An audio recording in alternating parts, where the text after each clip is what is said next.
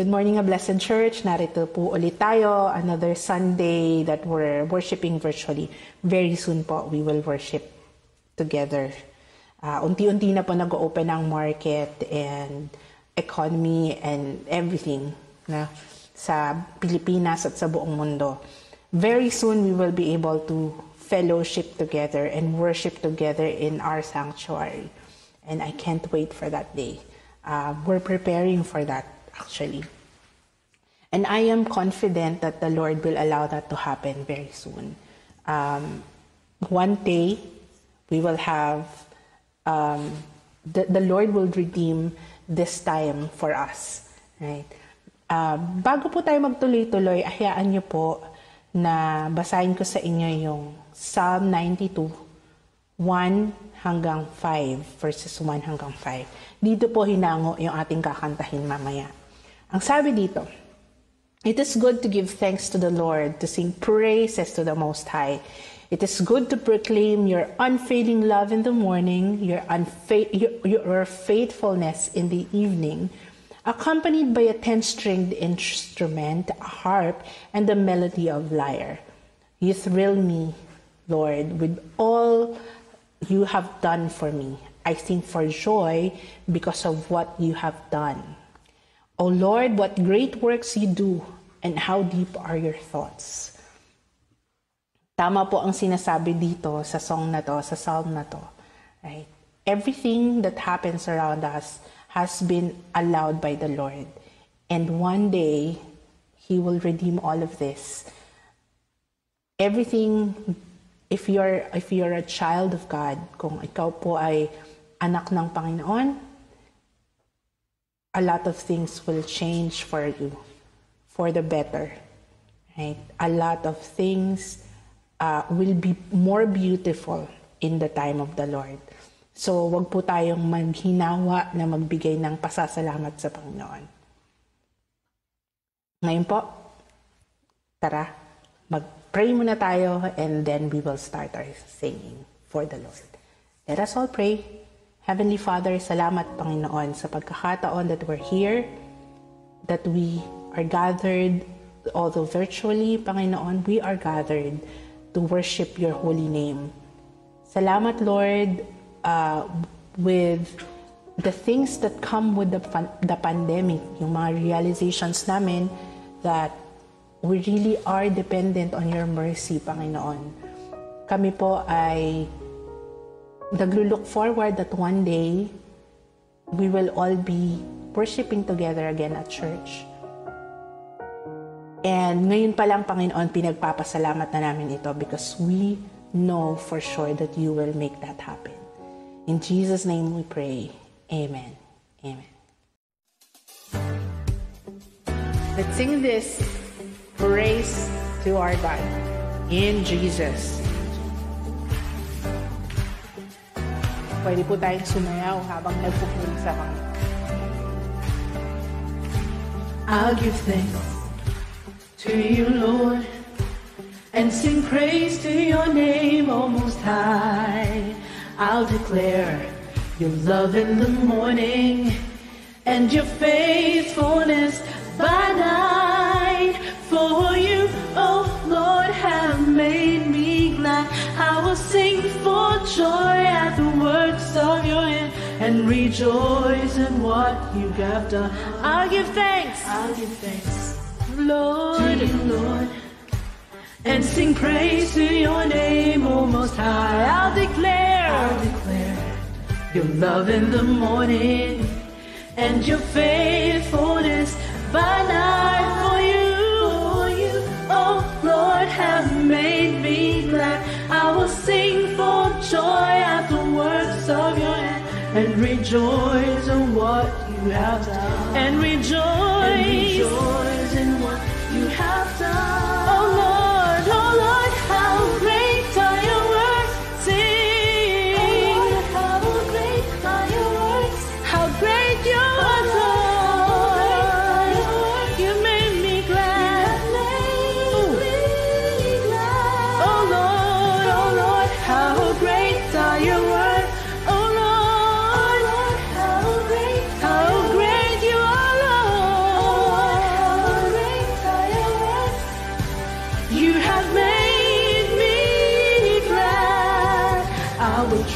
in you, Lord.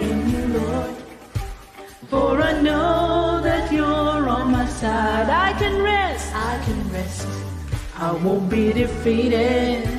Lord, you are the strength of my life. For you, oh Lord, have made me glad. I will sing for joy at the works of your hand and rejoice in what you have done. Say rejoice in what you have done. Oh Lord, how great are your works. When I think about all you've done, everything, Jesus, how great are your works. You made me glad. Oh Lord, how great are your works. Oh Lord, how great are your works. Nobody is like you. You made me glad. Sing it out. You made me glad. It's been better to me than I've ever been to myself. Yes, you have, Lord. Put the song out in my heart. Oh, yes, Lord. You have made. Oh, I love you, Jesus. You have made. 'Cause you made me glad. Oh, you made me glad. Say, oh Lord, how great are your works. Oh Lord, how great are your works. Greatly, greatly to be praised. How great. Oh Lord, how great are your works.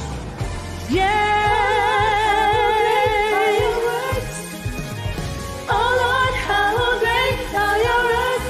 You're so good. Oh Lord, how great are your works. Lift your voice. Oh Lord, how great are your works. I love you, Jesus. 'Cause you saved my soul. And you made me glad. Yes, Lord. You have made me glad. Oh, there's so much joy, Jesus. You have made me. 'Cause you made me glad. Oh, Lord. Ang sarap magpuri sa Panginoon, oh dear Lord Jesus. I can help but praise you, 'cause you made me glad. Yes, yes, Jesus. Jesus, the Lord, and the name above all names. Oh, yes. Hallelujah. Hallelujah. Lift up the name of Jesus. Lift up the name of Jesus. Glorify you. We'll lift you higher. We'll lift you higher. 'Cause you made me glad. 'Cause you made me glad. Somebody shout the name of Jesus. Jesus. Jesus.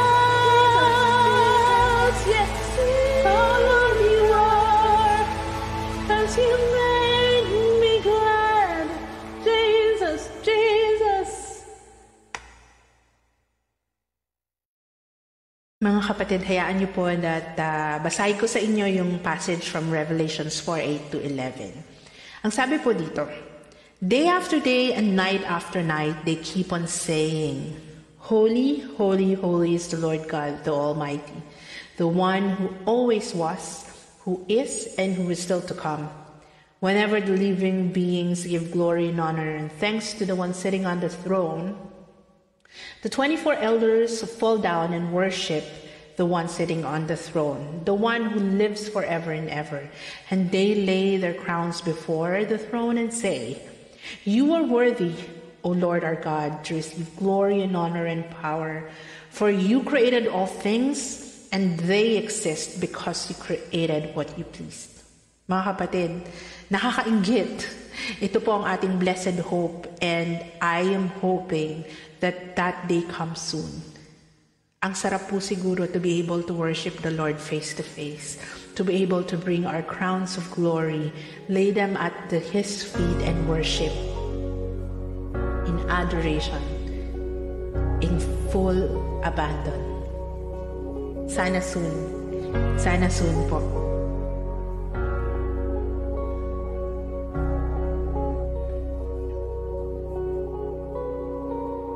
I can't wait for eternity.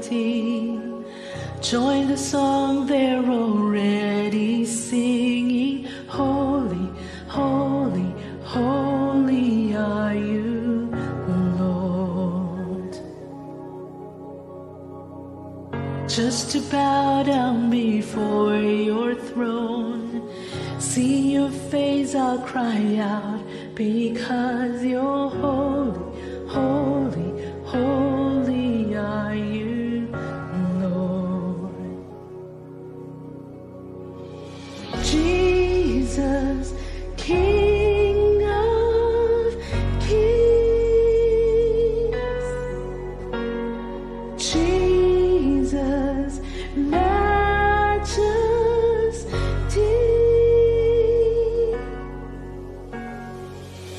I can't wait for eternity.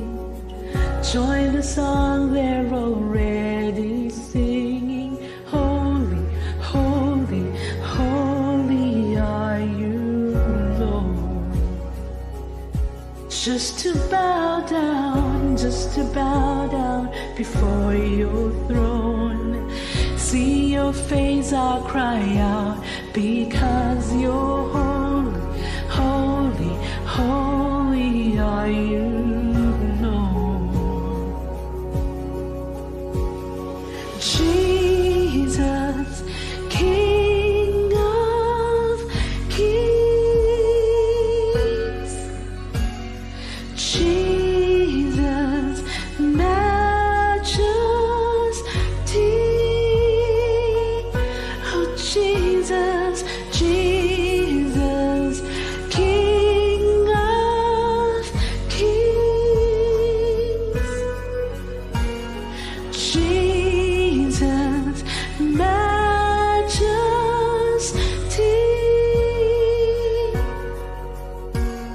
Standing with those who have heard, well done, proclaiming forever that you're the one who's faithful, faithful, faithful are you, Lord. Oh, what can we give but your endless praise? The heavens roar out as we shout, your name is Jesus, Jesus, Jesus, you are Lord. Jesus, King of kings. Yes. Jesus, Majesty. There's nobody like you. Jesus, Jesus, King of kings. Oh, Lord Jesus, Majesty.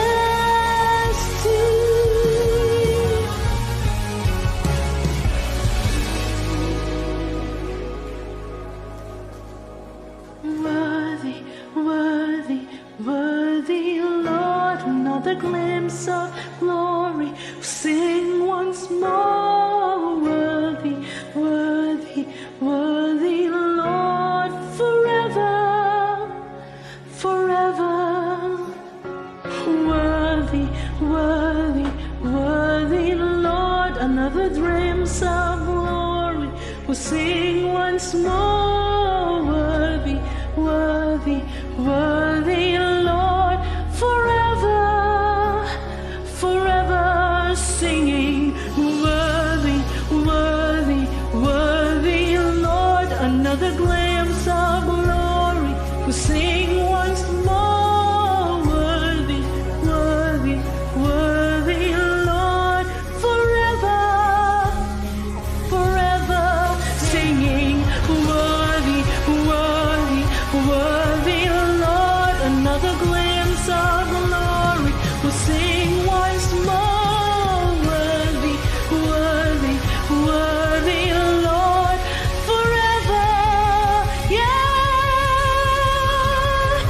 Jesus, King of kings, Jesus, majesty. There's nobody like you, Jesus, Jesus, King of kings, who you are, Jesus, majesty.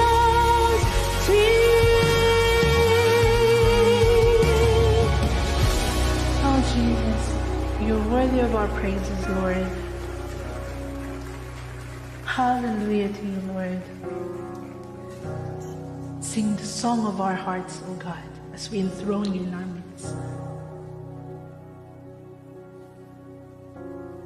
Worthy. Come on. Worthy, Lord.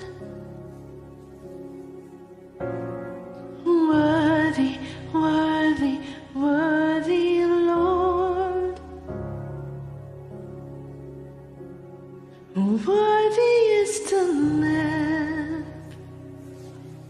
Worthy is the Lamb.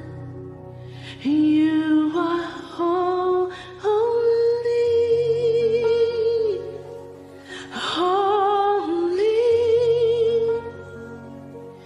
Are you Lord God Almighty?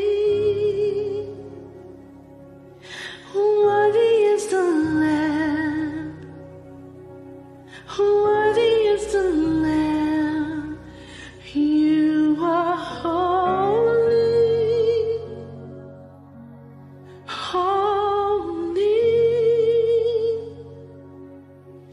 Are you Lord God Almighty? Worthy is the Lamb. Sing worthy, worthy is the Lamb. Holy, holy is the Lamb. Holy, holy is the Lamb. He's righteous, righteous is the Lamb. Oh, righteous, righteous is the Lamb. Jesus, Jesus is the Lamb. Oh, Jesus, Jesus is the Lamb. Sing amen. Amen.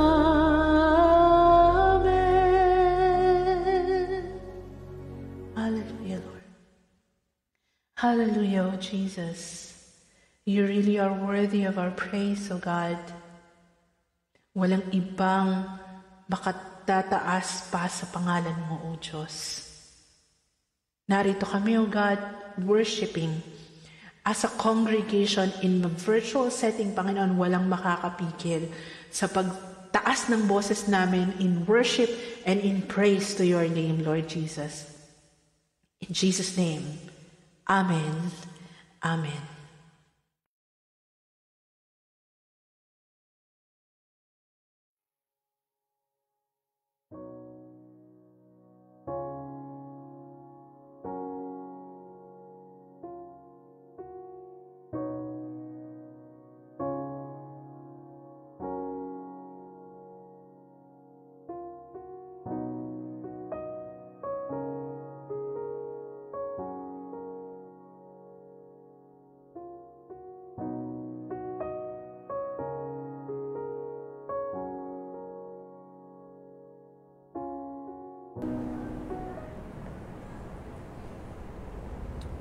Isang mapagpalang araw po sa inyong lahat, a Blessed Church. At para po sa ating scripture reading, I would like to invite you to stand and read from Colossians chapter 3, verses 10 to 14. Again po, ang scripture text natin for today is Colossians chapter 3, 10 to 14. Babasahin ko po ito sa Magandang Balita, Biblia. Isinuot ninyo ang bagong pagkatao na patuloy na nababago at nagiging kalarawan ng Diyos na lumikha sa inyo upang lalo ninyo siyang makilala. Kaya't sa kalagayang ito, wala ng pagkakaiba ang Griego at ang Hudyo, ang tuli at ang dituli, ang dayuhan at ang hindi sibilisado, ang alipin at ang malaya. Ngunit si Kristo ang pinakamahalaga sa lahat at siya'y nasa inyong lahat. Kaya nga, dahil kayo'y hinirang ng Diyos, minamahal niya at pinili para sa Kanya, dapat kayong maging mahabagin, mabait, mapagpakumbaba, mahinahon at mapagtiis. Magpasensya kayo sa isa't isa. Kung may hinanakit kayo kanino man, magpatawad kayo gaya ng pagpapatawad sa inyo ng Panginoon. At higit sa lahat, taglayin ninyo ang pagmamahalan na siyang nagbubuklod sa lahat sa ganap na pagkakaisa. Purihin po ang Panginoon sa pagkabasa ng Kanyang salita. Sama-sama po tayo na dumulog sa Kanya sa isang panalangin. Panginoon, salamat po muli sa napakagandang umagang ito, Lord, na kami ay nagtataglay po ng lakas, nagtataglay, Panginoon, ng kagustuhan, Panginoon, na dumako sa iyong trono, Panginoon, upang ikaw ay sambahin, papurihan, pasalamatan. Batid namin, Panginoon, na hindi kami mauubusan ng kahit anumang dahilan, Panginoon, para tumigil sa aming paglilingkod, sa aming pagsamba sa iyo, Panginoon. And thank you, Lord, for granting us this opportunity.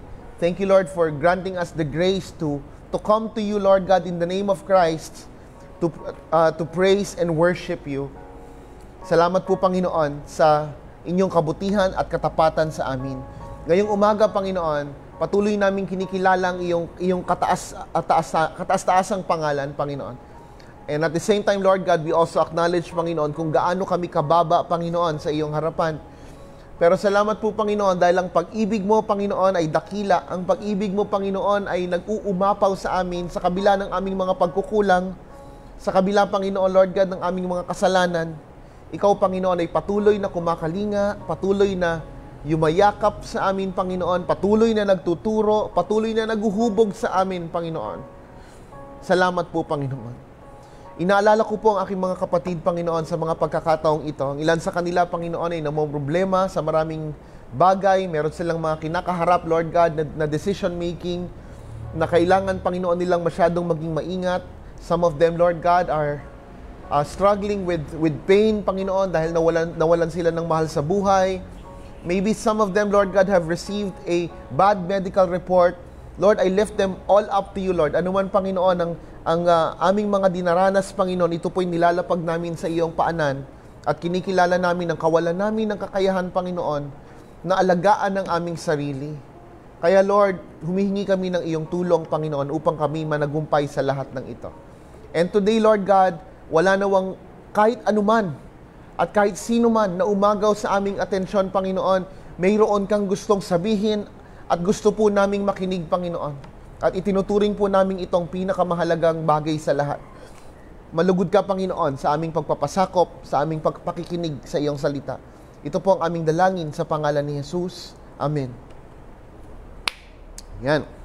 Mga kapatid, again, good morning.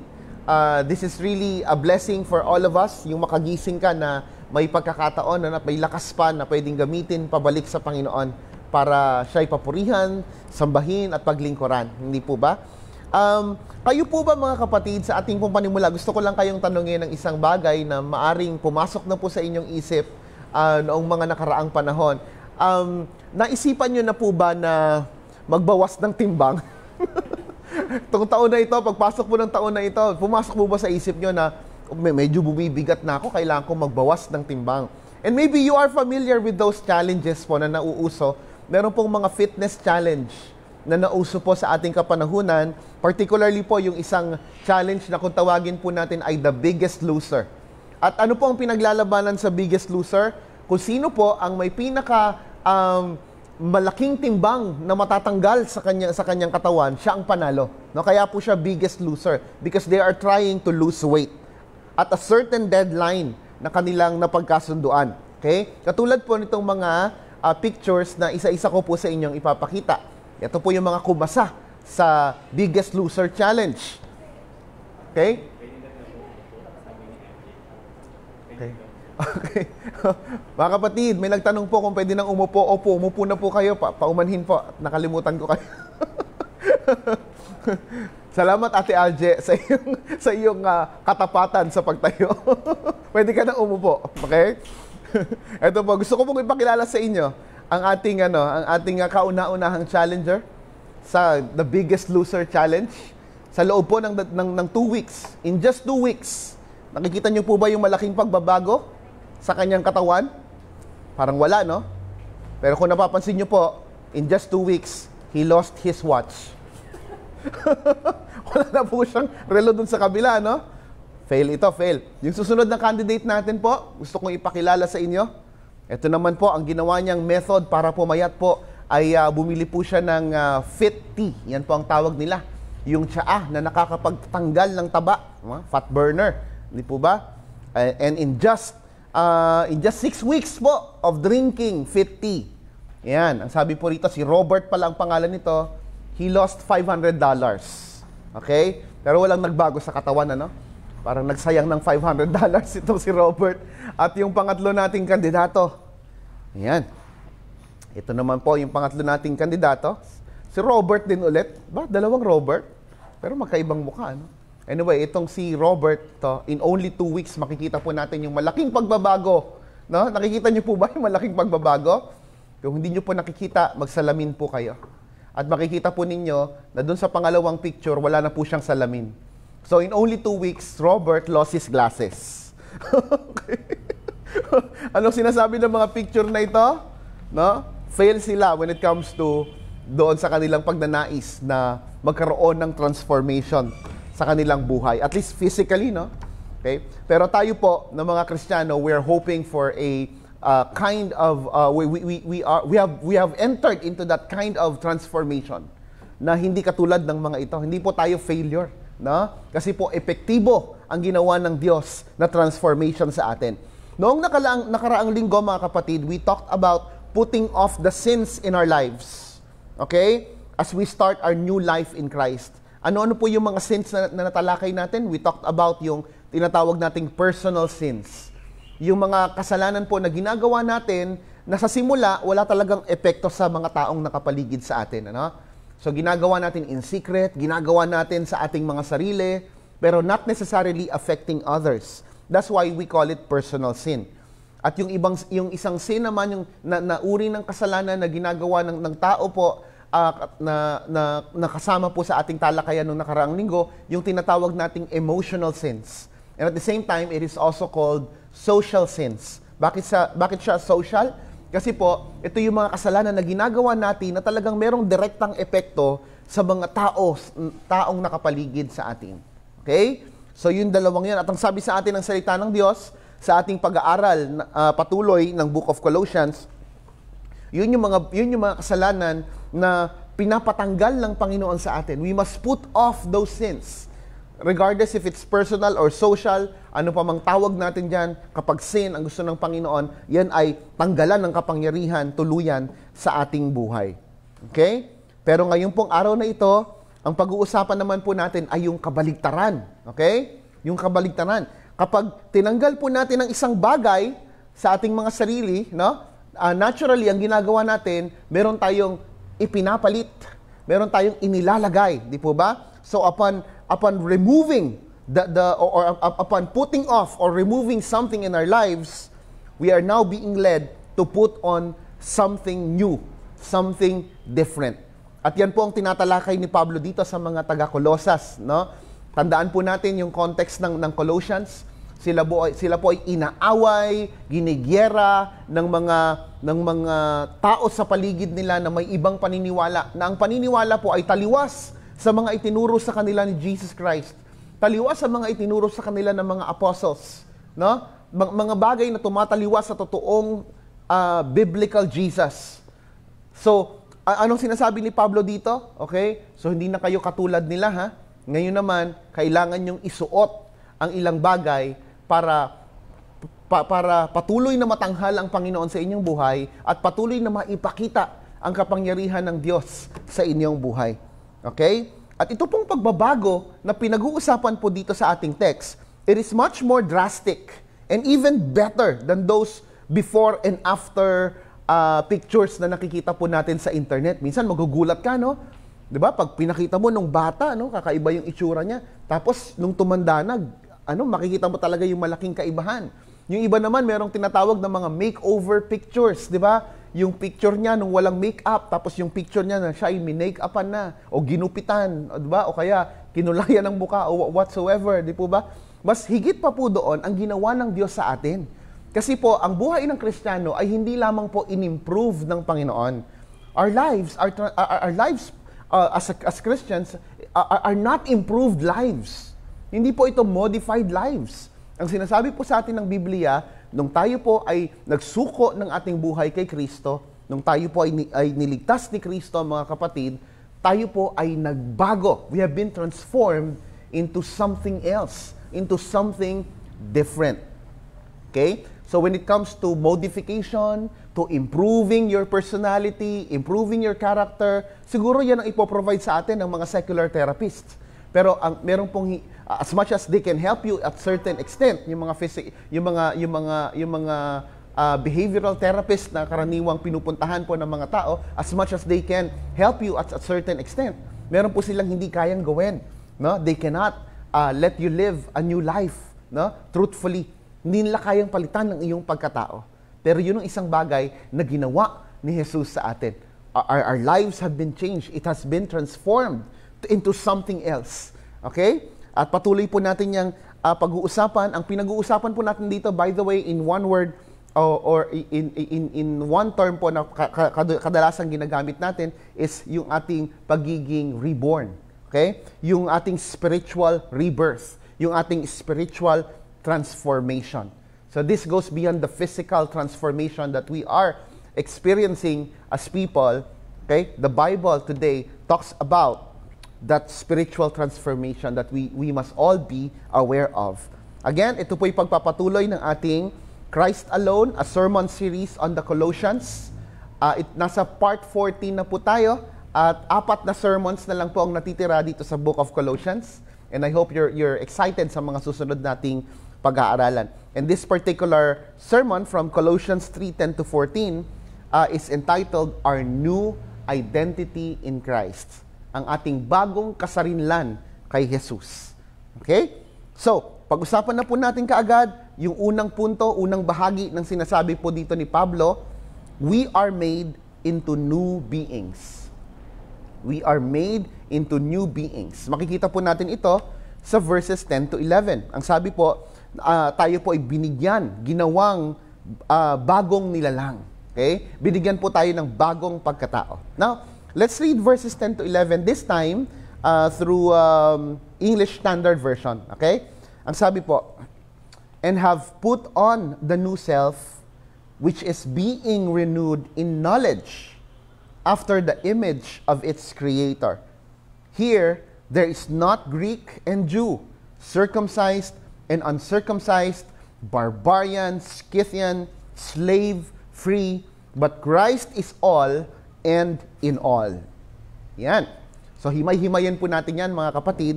Sa verse 9, aatras lang po tayo ng isang talata. Ang makikita natin sa verse 9 ng ating text ngayon, ang sabi roon, we have put off the old, God-hating, unbelieving, slave to sin self. No? So, tinutukoy po sa verse 9, yung paghuhubad natin, pagtatanggal natin ng dati nating pagkatao. Anong uri ng pagkatao? Ito yung pagkatao na ayaw magpasakop sa Diyos, namumuhi sa Diyos. Ito yung pagkatao na hindi nananampalataya sa Diyos. Ito yung pagkatao na alipin ng kasalanan. Ito yung pagkatao na talagang makasarili at hindi alintana ang kautusan ng Diyos, ang pagkilos ng Diyos sa kanyang buhay. And then, after verse 9, sinundan kaagad po ito ng verse 10 kung saan binabanggit yung pagsusuot. No? Matapos banggitin ni Pablo yung pagtatanggal, paghuhubad, ang sabi niya, magsuot kayo, okay? Sinuutan kayo ng bagong pagkatao. Okay? So, putting on the new self. Ano pong sinasabi sa atin dito? Gone is the old self. Okay? Welcome to the new self. Yan po ang sinasabi dito. Yung ating dating pagkatao ay hinubad na. Kaya po, from time to time, tayo po ay nagkakaroon ng masamang damdamin dahil, halimbawa, meron tayong nakasabay sa sasakyan, habang tayo po ay nagbabiyahe, merong nakatabi ka sa sasakyan na classmate mo nung high school, classmate mo nung elementary. Tapos, ang naaalala niya sa'yo ay kung gaano ka kaloko noong mga panahon na yon. Kung gaano ka kasalbahe noong mga panahon na yon. At parang tayo, napupwersa tuloy tayo magpaliwanag, oo, pasensya ka na, ganun ako dati, So, nadyajahe tayo. At ikinahihiya tuloy nating sabihin kapag tinanong, anong trabaho mo ngayon? Naranasan ko po yan Sa seminary ako nag-aaral, noong mga time na yun. Saan ka nag-aaral? Nahiya ako sabihin seminary, sinasabi ko lang doon sa Makati. Bahala na siyang mag-isip kung saan sa Makati. Kasi alam ko po, nung ako'y kabataan ko, marami akong ginawang kalokohan na ayokong ikabit doon sa aking bagong pagkatao. Kaya alam mga kapatid, kailangan nating intindihin na hinubad na ng Panginoon yung ating dating pagkatao.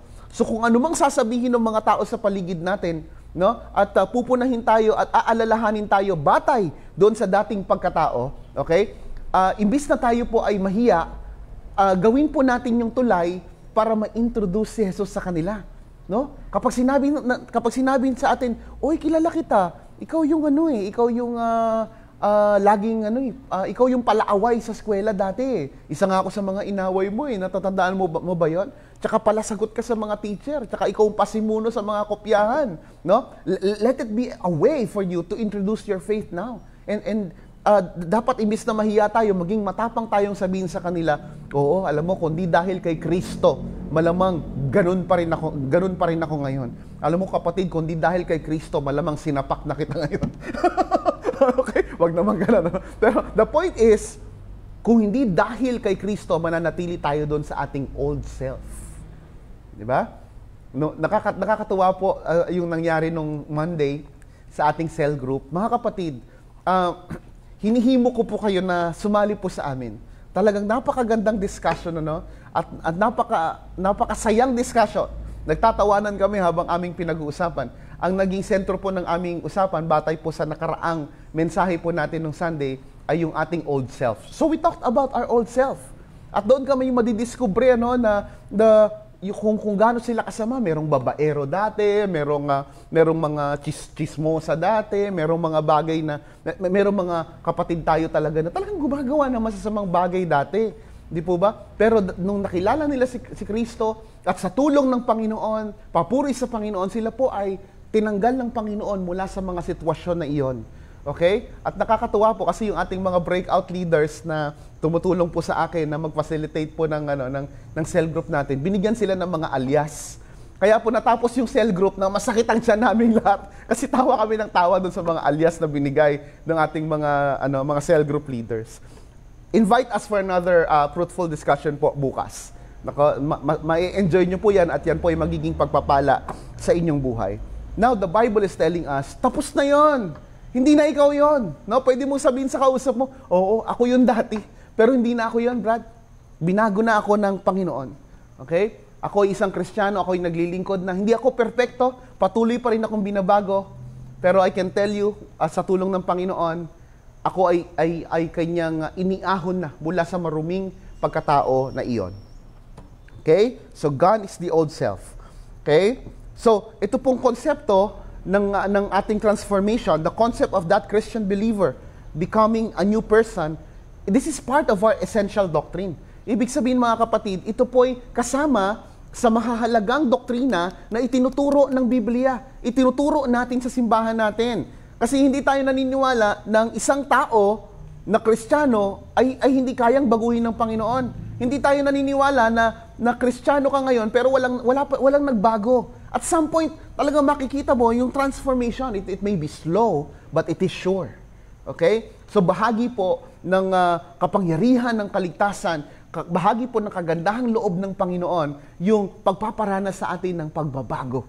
Okay? Dahil tayo po ay binigyan ng bagong pagkatao ng Diyos. Okay? In fact, ito rin po yung sinasabi sa 2 Corinthians 5:17. And let me take the opportunity to correct this kasi it's a good thing meron tayong mga kapatid na sinisita ito. Last time na-call out ito kasi mali yung quote ko, 1 Corinthians 5:17. But the correct text should be 2 Corinthians 5:17. At ang sabi sa atin ng 2 Corinthians 5:17, the old is gone, the new has come. Okay? Hindi sinabing the old is being improved, the old is being modified. No.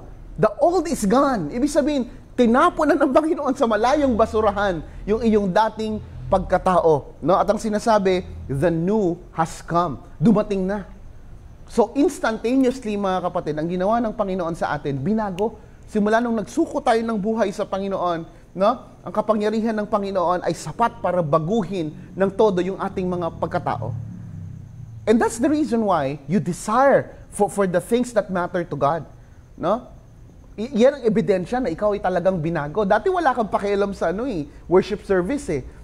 Kung ikaw hindi Kristiyano, hindi mo bibigyan ng panahon yung mga pagkakataong ganito, no? Lalo't-lalo kung yung pastor mo laging overtime sa preaching, no?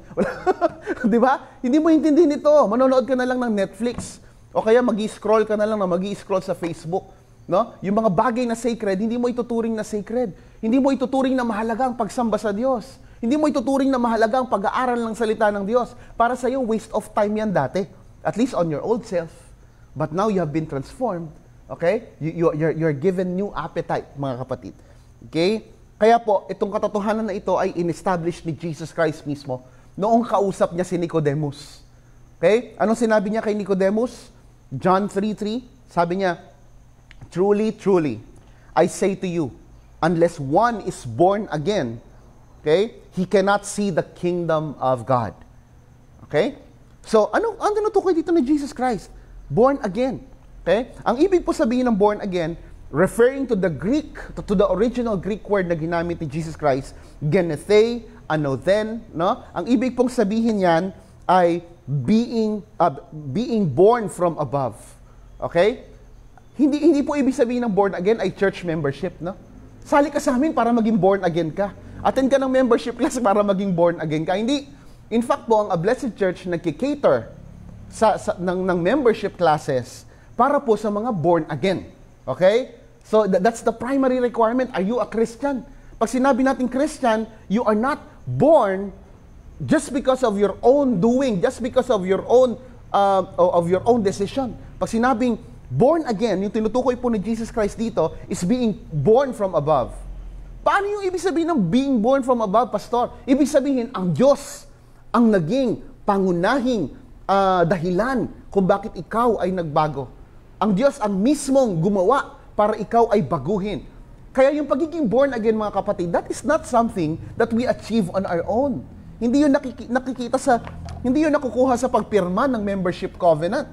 No? Na ikaw ay nagiging born again just because of signing or putting your signature on a paper. No. Okay? Yung pagiging born again, nagsisimula sa Panginoon. Ganun na nangyayari po. Kailangan kumilos ng Diyos at baguhin ang ating pagkatao bago tayo magkaroon ng kakayahan na makita ang kaharian ng Diyos. Ngayon po, nakikita natin ang kaharian ng Diyos. Not visibly. Hindi natin nakikita visibly. Okay? Physically, yung kaharian ng Diyos, of course. But we know what the kingdom of God is like. Why? Because the Bible talks about it. No? Ipinapakita ng Biblia kung anong uri ng pagkatao mayroon ang mga citizens of that kingdom of God. Okay? We are not there yet physically, no? But we are already part of that kingdom. We are already citizens of that kingdom. And for that reason, we see what matters to Christ. Okay? We see what matters in that kingdom. Pero kung hindi tayo babaguhin ng Panginoon, kung hindi kikilos ang Panginoon para operahan ang ating buong pagkatao, mga kapatid, we will never see that kingdom of God. Okay? Now, let's continue. Anong tinutukoy po ni Jesus Christ dito? Sa John 3:3, mga kapatid, ang tinutukoy niya po ay yung spiritual rebirth. Okay? O spiritual birth na tinatawag. Okay? So, ibig sabihin po nito, ang lahat ng Kristiyano ay ipinapanganak na muli. At kung kayo magpapaka-Nicodemus, ang papasok sa isip nyo, paano yun? Laki-laki ko na, papasok pa ba ako sa sinapupunan ng nanay ko para ipanganak muli? Of course, alam ni Jesus yung takbo ng usapan, ano? At nauunawaan niya kung saan nanggagaling si Nicodemus. And he has to address yung question ni Nicodemus. Ang tinutukoy ni Jesus Christ dito ay hindi physical birth. Siyempre, no, kawawa naman yung nanay mo, no? Ang mangyayari nun, hindi na cesarean ang lalabas. Autopsy na yung gagawin sa nanay mo kapag bumalik ka sa sinapupunan. But certainly, this is not about the physical aspect of being born. Ang tinutukoy ni Jesus Christ, you must be born again in spirit. Okay? And that is something na pinagdedesisyonan, hindi mismo ng pinapanganak. Kasi nung pinanganak ka, okay, hindi ka nagdesisyon ipanganak. Nung pinanganak ka physically, okay? Hindi ka walang kontratang nangyari na gusto kong ipanganak, gusto ko yan ang magulang ko. Hindi ka noon. Gusto ko sa ganitong ospital. Wala kang bahagi sa iyong physical birth, mga kapatid. And at in the same way, wala ka ring bahagi sa iyong spiritual birth. That is something that is entirely of God. That is why salvation is of God. So anong ibig sabihin? When you were born again in spirit, okay, ipinanganak ka. Ibig sabihin, ang bawat Kristiyano, dumadaan sa pagiging baby. Okay? Ang cute-cute ng baby. Ang cute-cute ng baby. Gustong-gusto mag-devotion araw at gabi. Ang cute-cute ng baby. Konting problema, pray agad. Ang cute-cute ng baby. Attend ng church. Supportive sa lahat ng activities ng church. Ang cute-cute ng baby, hindi nagdadamot sa Diyos. Talagang halos ibigay ang lahat ng kabuhayan sa Diyos, no? Ang cute natin talaga lahat ng simula. Hindi po ba? So, lahat po tayo nagdaan doon sa proseso ng pagiging baby. Kaya po ang tawag po sa mga bagong Kristiyano ay baby Christian. Okay? So, yun po ang binibigyang diin ni Jesus. Dito sa John 3:3, nang kausapin niya po si Nicodemus. Okay? We have been born. Okay? We have been born as a new baby. We have been born as a new creature. Okay? A creature that is born from above. So, ang tinutukoy po dyan ay yung ating spiritual nature of that birth. Okay? At saka kung sino ang source ng ating birth. None other than Jesus Christ. At yun ang dahilan kung bakit natin tinatawag na baby Christian, yung mga bagong mananampalataya. Now, if you ask me, Pastor, bakit meron akong kilalang Christian? 20 years na sa uma-attend ng church, pero parang baby Christian pa rin. Kasi naman po mga kapatid, marami pong factors. Unang-unang titingnan natin yung ating spiritual discipline. Gaano tayo kadalas talaga na naglalaan ng panahon para lumago? Gaano tayo naglalaan ng panahon para pag-aralan ng salita ng Diyos? At matyagan yung ating buhay, yung ating pag-iisip, pananalita, ang ating mga reaction, kung ito'y kawangis ni Kristo o hindi. No? May mga Kristiyano na talagang slow moving. Tapos dumagdag pa yung kaparaanan ng ilang mga pastor at mga tagapagturo na imbis na pakainin ng solid na imbis na pakainin ng katotohanan mula sa Biblia patungkol kay Kristo, ang ituturo kung paanong yumaman, paanong maging matagumpay sa buhay, paano magustuhan ng mga tao sa paligid nila, hindi po ba? Paano maging satisfied sa buhay, paano maging masaya sa buhay, no? Ito yung klase ng pagtuturo na inaalis ang kapangyarihan ni Kristo sa kanilang buhay at nilalayo sila sa mga bagay-bagay na higit na nagmamatter. Okay? So paanong lalago ang isang Kristiyano kung ang kinakain niya junk food? Hindi po ba? That's why we always have to go back to the Word because the source of our nutrition is from the Bible, mga kapatid. Okay? So, that is the emphasis of Christ. We have been given new birth. We have been given new life in spirit. Okay? Now, nung kayo po ay naging Kristiyano, when you became a Christian, you have become a new person. Ikaw po ay isinilang bilang bagong tao. Okay? So, ikaw po ay naging new creature, a creature that is formed from above. Okay? Yan po yung sinasabi natin kanina. At ibig sabihin po, as a new creature, you are a completely different version of yourself. Okay? Kaya wag po tayong maiinis o mahihiya sa ibang tao na nakikilala ka out of nowhere, tapos may mga tao talaga ang hobby, ipako ka sa iyong nakaraan. Pero ang sabihin mo, kapag pinapako ka niya sa inyong nakaraan, oy, kilala kita, ikaw yung dating ganito, ikaw yung dating ganyan. At sabihin mo sa kanya, oo, ako nga yung dating ganyan. At yung lumang pagkatao na yan ay ipinako na ni Kristo doon sa krus. Okay? Ganun natin i-deal yung bagay na yan, mga kapatid. Okay? And for that reason po, tayo po ay isinilang bilang mga baby. Pero napakahalagang maintindihan, mga kapatid, na inaasahan po tayo ng Diyos na lumago. So ang isang Kristiyano po, hindi siya nananatiling baby Christian forever. Inaasahan po tayo ng ating Diyos na magmamature sa pamamagitan po ng anong mga bagay, sa pamamagitan po ng salita ng Diyos, sa pamamagitan po ng ating fellowship, no? Sa pamamagitan po ng pagpapalakasan sa kanyang katawan. Okay? Tayo po ay sinasanctify ng Panginoon. Tayo po ay pinapag-mature ng Panginoon. Okay? Kaya po, tingnan po ninyo yung sinabi ni Pablo dito sa ating talata. Okay? Ang sabi dito, a new self that is being renewed. Di po ba? Being renewed. Okay? Ikaw ay patuloy na binabago. Binigyan ka ng bagong pagkatao at patuloy na binabago. Okay? Sa pamamagitan po ng ano? Tingnan po yung kasunod. Being renewed in what? Being renewed in knowledge. Okay? After the image of its creator. Now, kung papansinin ninyo, mga kapatid, makikita po natin yung balancing pagkakapresent ni Pablo dito patungkol sa kahalagahan ng pag-aaral ng salita ng Diyos, pag-aaral ng mga doktrina, pag-aaral ng theology, okay? Kung sino ang Diyos, balancing it doon sa pagbabago ng ating buhay. Habang tayo po ay nag-aaral ng salita ng Diyos, lalo po tayong nagkakaroon ng pagbabagong ugali, pagbabagong buhay.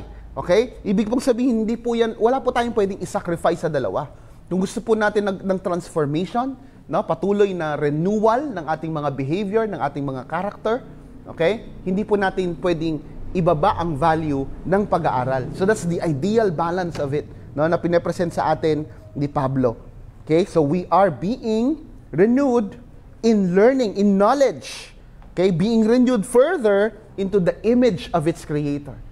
So habang pinag-aaralan natin kung sino si Jesus, ano ang kanyang ginawa, kung paano siyang mag-react sa mga bagay-bagay, kung sino ang Diyos, ang kanyang mga attribute, unti-unti, yung ating mga sarili ay naipapattern dun sa kanyang pag-uugali. And we are becoming like Him, no? Because He is the source of our new birth. Okay? So a Christian is a new creature constantly being renewed into the image of its source. Okay? Siya ang source ng ating kapanganakan. Ibig sabihin, siya ang tatay. So natural, tayong mga anak niya ay nagtataglay ng kanyang image. Hindi po ba? Nagtataglay po ng kanyang mga pag-uugali.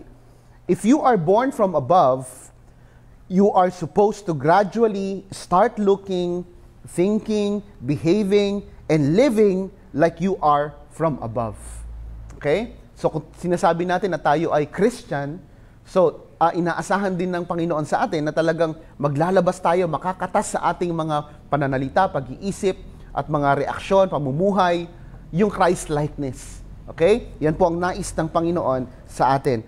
So not from below, ha? Because we are from above, so yung ating mga pag-uugali reflects the things that are not from below, not like before. It has to be different and constantly, surely improving, okay, and transforming. So verse 11, makikita naman po natin, mga kapatid, you go to verse 11, at ang binibigyang diin po dyan sa verse 11 ay yung pagkakaroon ng pagkakapantay-pantay sa tahanan ng Diyos. Okay? Ano pong ibig sabihin ng pagkakapantay-pantay? Wala pong sino man sa atin ang pwedeng magsabi at mag-angat ng kanyang sarili at sabing, mas mahalaga ako kaysa sa inyo. Okay? The elders of the church cannot do that. Okay? And praying that, hoping that they will not do that, no? Sa kahit anumang panahon, ano? Na habang kami po ay namumuno sa inyo. We are not the most important person in this church. Okay? Hindi mo pwedeng sabihin na, ay, ano lang ang ministry ko eh. Tagapulot lang ng kalat o kaya ako ay tagabati lang ng mga dumarating sa church. Ako ay ano lang naman, tagapag-pray. prayer warrior ako. Hindi natin pwedeng langlangin yon. You are not of less value just because of the nature of what we're doing. Hindi porket lagi nyo nakikita si pastor, ibig sabihin ako ang pinakamahalagang tao sa daigdig o sa ating church. No. Tayo po ay mayroong pagkakapantay-pantay. We are all equal in Christ. Okay? So, that's all those who were born from above. Those who have put on the new, transformed, and improving selves are now all equal. Tayo po ay pantay-pantay sa kanyang paningin. Okay? Sa paanong paraan, we become part of spiritual family na hindi po batayan ang ating kulay. Okay? So hindi po batayan dito yung ng halaga yung ating pagiging mas makinis kaysa sa iba o pagiging mas maputi kaysa sa iba. Lalo tayong mga Pilipino, sinakop po tayo ng mga mapuputi ng mga nakaraang panahon. So ang naging batayan po natin ng pagpapahalaga ay kulay na mas mapusyaw kaysa sa iba. Hindi po ba? But here, no, anuman ang kulay mo, kung ikaw man ay puti, brown or black or maroon, kung anumang kulay mayroon ka, no, hindi yun nagde-determine ng iyong kahalagahan, kapatid. Okay? Ang nagde-determine ng iyong kahalagahan ay yung kahalagahan ng naaayon sa kung paano kang tinitingnan ni Kristo. Ikaw ay tinubos, no, ng kanyang dugo. Ikaw ay pinahahalagahan niya ng lubos. Okay? So, hindi na rito batayan yung ating skin color o kung ano man ang salita mo, di po ba? Kaya po sa church na ito, hindi po natin ini-encourage yung yung niloloko natin yung language ng ating mga kapatid, no? Minsan akala natin nakakatawa yan, no? Kapag nasa Manila, yung mga mga kapatid natin halimbawa na nanggaling sa Visayas, natural hindi sila magaling magtagalog, no? So ganoon din naman kapag tayo mga Tagalog nagpunta doon sa kanilang lugar, di po ba? Hindi naman natin sila rin hindi din naman tayo makasabay in terms of language, pero hindi po 'yun ang nag-iisa sa atin. Okay? Meron po tayong language coming from the Lord. We have the language of love na ating ini-enjoy regardless kung saan man po tayong ethnicity kabilang. Okay? So yan din po ang sinasabi ni Pablo sa mga taga-Colossae, no? Wala pong discrimination na dapat nananaig sa simbahan. Okay? Ano man po yung cultural differences natin, hindi po yun batayan kung sino ang mas bibigyan mong halaga. Hindi po tayo nagbibigay ng halaga over the other because of ethnicity, okay? Because of cultural differences. Ang sabi ni Pablo, wala nang Greek, walang Jew. No? Kahit hindi ka pure-blooded Jew, kahit ikaw ay Griego, Hudyo, Hentil, no? Once you belong to the family of Christ, your ethnicity no longer matters. No? Ang sinabi nga rito ni Pablo, kahit circumcised ka or uncircumcised ka, okay? Kasi alam naman po natin yung circumcision, yun po ay tumutukoy sa kanilang pagkakaroon ng kasunduan o covenant with Yahweh. Hindi po ba? At ang sinasabi po ng kanilang mga kapitbahay, naku, hindi kompleto ang iyong kaligtasan kapag hindi ka circumcised. Kailangan magpatuli ka rin katulad ng ginagawa ng mga Hudyo para sure na pupunta ka ng heaven. Para sure na papatawarin ka ng Diyos. Pero sinasabi ni Pablo, hindi nagmamatter yan. No? Whether circumcised or uncircumcised, you belong to the family of God. No? So hindi yun dapat ginagawang issue. Ang sabi, kahit ikaw ay identified as barbarian or Scythian, no? Yung mga Scythian po, it's an ethnic group as well, na kanina pinag-aaralan ko, nagkaroon ako ng pagkakataon na i-browse yung Scythian. Ang sabi po, ang modern day Scythian po ay mga Russians. Okay? So hindi po tayo nagtataglay ng pagkamuhi sa ibang lahi, no? At yan po ay buhay na buhay kahit po kahit po within family, kahit in national context. Nakakalungkot po na minsan kahit Kristiyano ang pag-iisip ay makitid sa mga bagay na katulad po nito, no? Na kapag may nakita tayo, saan ka? Ano po ako, taga Pangasinan po ako doon po ako nag-church dati, pero nalipat po ng Cavite City. Ganun ba? Ay, Ilocano. Mga kuripot kayo no? Merong iba, worse than that, ano? Meron na po ako mga tao na narinig na, ay, ano yan taga Pampanga, masasama ugali ng mga yan. Taga Mindanao, mga terorista yung mga yan. Huwag po tayong magpapadala doon, mga kapatid. Kung meron po nagsasabi niyan, siguruhin po natin na hindi sa a blessed church. Okay? Na hindi po tayo ang pinanggagalingan ng ganyang mga pananalita. Okay? Because these things, yung mga generalization na ito po na karaniwang binabanggit ng ilang tao ay generally lies. Okay? So, we don't generalize. Dahil po, ang bawat tao po ay iba-iba. No? Maaring may epekto sa kanila yung kanilang pinanggalingan, pero pag pamilya po ng Diyos ang pinag-uusapan, there should never be any discrimination. Dapat kampante sa atin yung ating yung kahit anumang ethnic group, yung mapabilang sa A Blessed Church, dapat po maranasan nila na ito'y kanilang pamilya. Regardless kung nasaan silang lugar ipinanganak o nanirahan, mga kapatid. Okay? And we have to be prepared for that kasi po, ilan po sa mga candidate natin sa membership, mga kapatid, came from different parts of the country. Na? So bilang A Blessed Church, we ought to be welcoming to them. Na hindi nagmamatter yung kanilang ethnicity pagdating sa kanilang pagiging Kristiyano. Okay? And what else? Ang sabi dito, hindi rin dapat batayan yung social status. Kasi po, noong mga panahon po ni Pablo, no, during this time, na siya po nangangaral sa sinulatan niya mga taga Colossae, no? So merong mga barbarian, mga Scythian na na-convert into biblical Christianity, naging tagasunod sila ni Kristo. Pero bukod pa doon, makikita po natin yung katotohanan dito na ang Christian church during that time, the Colossian church during that time is also, ang tawag po natin dito, may mixture po ng social status. Yung iba sa kanila free. Ibig sabihin, sila po ay maaring nakakaangat sa buhay, o kung hindi man talagang mayaman, maaring sila po ay carry lang. Sila po ay meron pong sapat na pinagkukunan ng kanilang ikabubuhay. Pero meron din pong kabilang sa Colossian Church na mga alipin. Kasi ito po yung mga pagkakataon na talaga namang yung slavery po ay talaga namang namamayagpag pa rin.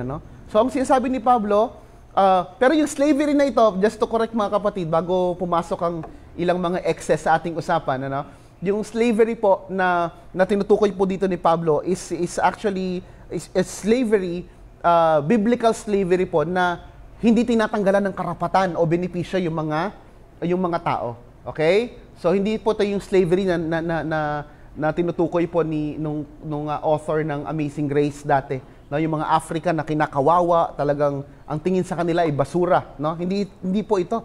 Pero the point is, during that time na sinulat po ito ni Pablo, meron po mga Christian that they are slaves. Ibig sabihin, they belong to a family. Sila po ay naglilingkod sa isang pamilya, sila po ay mahihirap, no? So, ang sinasabi ni Pablo dito, anumang social status mo, kung merong mga tao diyan na sa palagay ninyo mahirap, no? Huwag niyo silang titingnan in the basis of what they can give. Kasi totoo naman mga kapatid, tayo sa A Blessed Church, some of us can extend more kasi yung resources natin ay mas malawak kaysa sa iba, no? Pero may mga tao, maaring ang kaya lang ibigay sa atin ay barya-barya, maaring ang kaya lang nilang ipang-suporta sa simbahan ay hindi kalakihan, Pero sila'y patuloy na nais maging tapat, no? Yung kanilang kahalagahan ay hindi batay sa kanilang kayang ibigay materially, mga kapatid. Okay? Hindi yun batay sa kanilang social status, no? And for that reason, kapag tayo po as a Blessed Church namimigay, di ba? Every Christmas tayo po ay namamahagi ng ating blessings, no? Tayo po ay taga-abot lamang, yan po ay galing sa Panginoon. Hindi po natin iniisip na, okay, wag to, hindi naman to maliliit lang yung niyan, yung mga ino-offer niyan. Ito, big titer, gawin yung branded yung hamon. Okay? Yung sa iba pwedeng brand X lang. No, we don't do that. Lagot tayo sa Lord kapag ganun ang ginawa natin. Kasi maliwanag ang sinasabi ng Panginoon dito, no? Hindi batayan yung social status. Hindi batayan kung mahirap ka o mayaman ka sa Blessed Church, sa isang Christian church, no? Kaya universally, this must be applied. Na hindi tayo yung tipong I'm hoping hindi tayo matulad doon sa ilang churches po na kung saan ako po ay personal na nakapunta din. Kung saan yung pinakamagagandang oras nilalaan doon sa mga alta, di po ba? Nilalagay sa mga may sinasabi sa buhay. Ang ganda. Punta sila ron 7 o'clock, 8 o'clock, 9 o'clock, di po ba? At sila po ay nakakapagsamba sa isang napaka-komportableng oras. Tapos po yung mga kasambahay, yung mga yung mga yung mga trabaho ay hindi kalakihan ng sweldo, usually natatapat sa tanghaling tapat. No? Bakit ganon, mga kapatid? So, ang point ay, we do not do that. We cater to all, regardless of their social status. Okay? We cater to them because they belong to the family of God. At ang kanilang kahalagahan ay nakabatay sa kung paano silang minamahal ni Jesus. At gaano sila kamahal ni Jesus. Ibinigay ni Jesus ang kanyang dugo para sa bawat isa sa atin. Ganon, yun po ang batayan ng ating kahalagahan. So together, we have a new identity that makes us one and equal. Tayo po ay iisa at tayo po ay pantay-pantay kay Kristo, and that new identity should unite us. Ano po ito? We are all in Christ. That's the basis of our new identity. Tayo po ay na kay Kristo. Okay? So that's the first part of Paul's discussion dito sa ating pinag-aaralan, sa ating main text ngayon. We go to the second point of Paul in the book of Colossians. Okay? So we are not only made into new beings, ang sinasabi din ni Pablo dito sa text natin, we are gifted with new virtues. Okay? Ang sinasabi ni Pablo, biniyayaan tayo ng bagong mga pag-uugali. Okay? Verse 12. Ang sabi ni Pablo, put on then, as God's chosen ones, holy and beloved, compassionate hearts, kindness, humility, meekness, and patience. Ito po ang pangalawang pagkakataon dito sa talatang pinag-uusapan natin na ginamit po ni Pablo yung salitang put on. Kanina, putting on the new nature. Ngayon naman po, binanggit niya ulit, put on. Okay? Put on. What do we put on, mga kapatid, na? Dito sa verse 12 na binabanggit. Okay? Pero bago niya po banggitin kung ano yung ipuput on, kung ano daw yung isusuot, inunahan na po tayo ni Pablo. No? He began by stating the basis for the said command. So bago nyo suotin yan, ito ang dahilan kung bakit nyo kailangang suotin yan. At ano po yan? The basis is our identity in Christ. Sino ba tayo kay Kristo? Hindi po ba kapag pumunta tayo sa isang lugar, inaasahan nating ma-identify ng mabilis lang kung sino yung tao at kung ano yung kanyang ginagawa doon sa lugar batay sa kanyang suot-suot. Halimbawa, kapag pumunta po tayo ng Cavite National High School, no, most likely, makikita po natin doon, halimbawa, unusual operation, makikita po natin na merong mga naka-uniform. No? Meron pong mga naka-uniform, either yung kanilang uniform points to their identity being students, or possible na yung kanilang pag-uniform points to their identity being the teachers. Di po ba? So, palagi ko wala tayong makikitang teacher na magsusuot ng high school uniform sa Cavite National High School. Maliban lang siguro kapag intentional, kapag meron silang halimbawang pakulo o isang program that requires them to do that. Di po ba?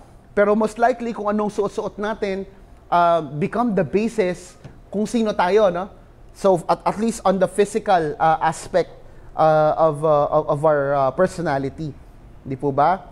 So as Christians po, ang sinasabi po sa atin ng Bible ngayon, meron po tayong bagong pagkatao, at yun po ay kasama sa pagkakaroon ng package ng bagong mga pag-uugali, bagong buhay. So ang sabi po ng verse 12, tayo daw po ay pinili. We are chosen. Tayo po ay hinirang from the rest of the world. Okay? Bukod sa pagiging chosen, ang sinasabi dito, ang mga Christians daw po ay declared holy. Pag sinabing banal, ang ibig pong sabihin nito, we are separated from the world. Okay? So we are chosen and we are separated from the world. At lahat ng po ito, ang batayan po nito ay ang kumpleto at ganap na pamamahala ng Diyos. No? It's based on God's sovereign grace alone. Okay? At ang sinabi rito, tinawag tayong beloved. As a Christian, God calls you His beloved. Okay? Pag sinabing beloved, minamahal. Minamahal ng Diyos. Okay? What else? Ano pa pong nakikita nyo dyan? Okay? So, sabi rito, you are chosen ones, holy, and beloved. Yan pong description natin bilang mga Kristiyano in the basis of who we are in Christ. Okay? So in fact, tayo po ay sobrang mahal ng Panginoon na siya po ay namatay. Thank you, Mars. Salamat po. Tayo po ay sobrang minamahal ng Panginoon. At ano po ang sukatan ng pagmamahal na yon? Mismong buhay po ni Kristo ang kanyang inialay para patunayan ang pagmamahal na taglay-taglay niya para sa atin.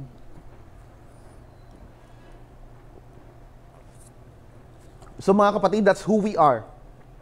We are chosen by grace. We are made holy. We are consecrated from the rest of the world. Okay? We are beloved by God. Kaya ang sinasabi ni Pablo, now, okay? Now that you know that you are chosen, you are holy, you are beloved, ang sinasabi ni Pablo ngayon sa atin, na because of that new identity, we are called upon by God through His Word to put on. Now that you know that you are chosen, holy, and beloved by the Lord, suotin mo. Anong susuotin? No? From the Greek word, ang ibig pong sabihin ng put on is to be covered with clothes. Okay? Anong susuotin? Okay? Dalawa po sa mga binanggit ni Pablo ay may kinalaman po sa kung paano tayong nakikisalamuha o nakikipagrelasyon sa mga tao sa paligid natin. Let's begin with the first one. Sabi rito, put on compassionate hearts. Suotin mo yung pusong mahabagin. Ang original word po ng compassion dito could mean pity, mercy, and sympathy. Okay? Ito po ay malalim na damdamin, no? It's a deep down feeling of sympathy and mercy for others. Okay? Pero hindi po, ang tinutukoy po ni Pablo dito ay hindi yung emosyon lamang, no? Pag sinabi po natin compassionate hearts, yung emotion po natin ay kinakailangang may paglagyan. Hindi po tayo nakukontentong sabihin na kawawa naman sila. Hindi. No? Kahit sa pinakamaliit na paraan na magagawa natin, gusto nating tugunan at tutugunan natin yung ating kinakaawaan, mga kapatid. Yan pong ibig sabihin ng compassion. Okay? So it does not stop at emotions. It drives a person to action on behalf of those who needs mercy and care. Naniniwala po mga Hudyo na ang seat daw po ng sympathy and mercy ay yung ating mga intestines. Ay ba? Ang kinalaman ng intestines. Kasi raw po, kapag sumakit na yung ating tiyan, kapag meron tayong naramdamang kakaiba sa ating katawan, di po ba? Wala tayong magawa kundi bigyang tugon yung ating nararamdaman, di po ba? Kailangang ilabas kung anumang mayroon dyan para mawala yung pain. And that's the same nature of compassion, mga kapatid. Kapag tayo nahabag sa isang tao, no, gagawa tayo ng paraan, nag-iisip tayo ng kaparaanan para kahit papano makaambag sa kanyang bigatin. So that's what compassionate hearts mean. Okay? At yung pangalawa, sinasabi rin ni Pablo, put on kindness. Put on kindness. Pag sinabi pong kindness, ang ibig pong sabihin nito, yung pagiging harmful sa iba. Okay? Kapag kasama tayo ng iba, no, gusto nila tayong kasama kasi alam nila na kapag kasama nila tayo, hindi natin sila ipapahiya. Hindi tayo magkakaroon ng intensyon na sila ipahamak, no? So gugustuhin natin gumawa ng mabuti sa kanila. Pero itong kindness usually na-interchange o nako-confuse ito doon sa pagiging uto-uto, no? Ang akala natin kapag mabait ang isang tao, pwedeng isway-sway lang, pwedeng tapak-tapakan, pwedeng utu-utuin, pwedeng abusuhin. This is not the kindness that the Bible is talking about, no? Ang ibig lang sabihin ng kindness, hindi ka war freak, no? Hindi ka rude sa mga tao, no? Na pinipilit mo na bagamat ikaw ay naninindigan sa iyong paniniwala, bagamat ikaw ay naninindigan sa tama, no? Pinipilit mo na yung iyong kaparaanan ay gentle. Pinipilit mo na yung kaparaanan ay hindi naman makakapinsala sa iba at makakapusa ng kanilang damdamin, no? Hanggat maaari. So yun pong ibig sabihin ng kindness. Pero hindi ibig sabihin push over tayo, no? Na pwede tayong gawing punching bag ng mga tao sa paligid natin. Di po ba? Hindi ibig sabihin nun, wala tayong karapatang magalit, no? Well, yun po ang minsang confusion na karaniwang naibabato dito sa salitang kindness. Pero ang totoo po niyan, biblically, we know that Christians are to be firmed. Tayo po ay matatag na tao. No? May paninindigan po tayo at may mga pagkakataon na kailangan nating maging tough sa ating pagiging Kristiyano. Okay? Especially on the things that matter. Okay? Pero generally po, tayo mga Kristiyano, hindi po tayo naghahanap ng gulo. No? Kung hanggat maaari makaiwas sa gulo, hanggat maaari makaiwas sa away, ginagawa po natin yon, mga kapatid. Lalo-lalo kapag nonsense naman at worthless naman yung pinag-aawayan. Okay? Kapag hindi naman maipapantay sa mga bagay na pinahahalagahan ni Kristo, minsan nagpapaubaya na lang tayo para wala ng gulo. No? That's what kindness means. So, we stand firm on our beliefs and convictions. But at the same time, we are to be generally harmless and pleasant. Okay? So, itong dahilan kung bakit yung kindness ay kadalasan po na nababanggit alongside meekness. Ano naman po yung meekness? Ang sabi ni Pablo, put on meekness. Itong meekness po, nanggaling po ito sa Greek word na ang ibig sabihin ay gentle force. Okay? Gentle force. Ibig sabihin, mahinahong puwersa. Wow! Puwersa pero mahinahon, ano? Kalmadong puwersa, di ba? Si Jesus Christ po at saka si Paul, okay? They deal with the hard stuff. Kapag kailangang i-rebuke, kapag kailangang ituwid, kapag kailangang manindigan sa tama, kapag kinakailangang manindigan sa naaayon, sa salita ng Diyos, sila po talaga ay naninindigan. Okay? Dinidil po nila yung issue ng sin sa kanilang mga congregation, di po ba? They deal with the errors, they correct errors, and they do so with firmness. Talaga namang they speak with authority. Okay? Alam po natin na sa ilang mga sulat po ni Pablo sa iglesia, talaga namang Paul would rebuke talagang directly, di po ba? He rightly corrects, he rebukes, and calls out those who need to be called out. Papangalanan pa nga ni Pablo kapag may false teacher, nilagay pa nga ni Pablo yung pangalan para, di ba? Para malaman ng buong iglesia kung kanino sila dapat mag-ingat, hindi po ba mga kapatid? So Jesus, Paul, and the apostles, they are firm. They are naturally firm, no? As Christians, hindi po ba? They call out sin, they correct false teachings, pero at the same time, okay, sila po ay nagde-demonstrate pa rin ng humility and kindness. Okay? So, may mali ba kay Pablo sa pagbabalanse ng dalawang yon? Ang mali po, yung tingnan natin ang bagay na ito ng hindi balance, hindi po ba? So, this is what meekness basically means, no? Ang ibig po sabihin ng meekness ay restraint. Alam mo sa sarili mo na alam mo kung ano yung kapasidad mo, di po ba? Pero yung kapasidad mo na siya ay pinsalain, na siya ay gantihan, na siya ay gawa ng masama. Kaya mong pigilan yung sarili mo. Alam mo yung dapat mo lamang gawin at the right time, di po ba? At alam mo yung hindi mo dapat gawin, and you can control yourself. You become the master of yourself. Alam mo yung mga bagay na hindi mo pwedeng lagpasan, na hindi mo pwedeng gawin sa ngalan ng Diyos. Hindi mo pwedeng gawin in the context of your identity in Christ. Okay? So yan pong ibig sabihin ng Christianity. Yan pong ibig sabihin ng meekness, along with kindness. Okay? So we are firm, and yet at the same time, we balance it with meekness. And number 4, ang sabi ni Pablo, put on humility. Okay? Humility here comes from a kind of view to oneself na kino-compare natin yung ating mga sarili. Ang problema po, yung basis natin ng comparison kadalasan ay mali. No? Halimbawa, kung gusto nating sukatin yung ating pag-ibig kay Kristo, sinusukat natin ng naaayon sa antas ng trabaho ng ibang Kristiyano. And we tell ourselves, no, mas masipag ako dyan eh. Naku, mas ano pa ako dyan, mas active pa ako dyan. Naku, mas generous ako magbigay dyan, ano? Kasi sinusukat natin yung ating mga sarili in comparison with others. But if we want to be humble, mga kapatid, alam niyo po kung anong nais tinuturo sa atin ng Bible, we compare ourselves with Christ. No? Hindi sapat na i-compare mo yung sarili mo sa iyong ka-churchmate. I-compare mo yung sarili mo kay Christ and you would see kung saan ka, kung gaano ka kalayo pa sa kanyang pag-uugali, no?